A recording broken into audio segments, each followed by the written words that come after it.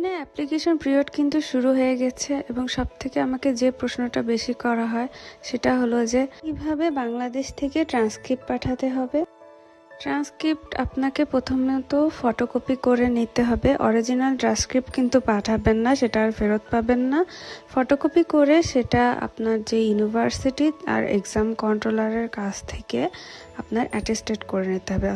এরপর সেটাকে ইউনিভার্সিটির যে অফিসিয়াল খাম আছে তার মধ্যে ঢুকিয়ে ইউনিভার্সিটি থেকে আপনাকে স্ট্যাম্প সিলগালা করে নিতে হবে। তার উপর আবার এক্সাম কন্ট্রোলার সেটা সাইন দিবে।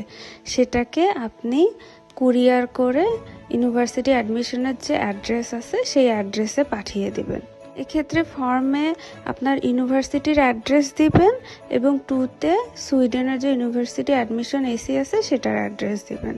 সুইডেনকে বোঝাতে হবে যে ট্রান্সক্রিপ্টটা আপনার ইউনিভার্সিটি কুরিয়ার করেছে, আপনি নয়। এজন্য কোথাও আপনার নাম অ্যাড্রেস দিবেন না, সবসময় আপনার ইউনিভার্সিটির অ্যাড্রেস দিবেন। আশা করি বুঝতে পেরেছেন।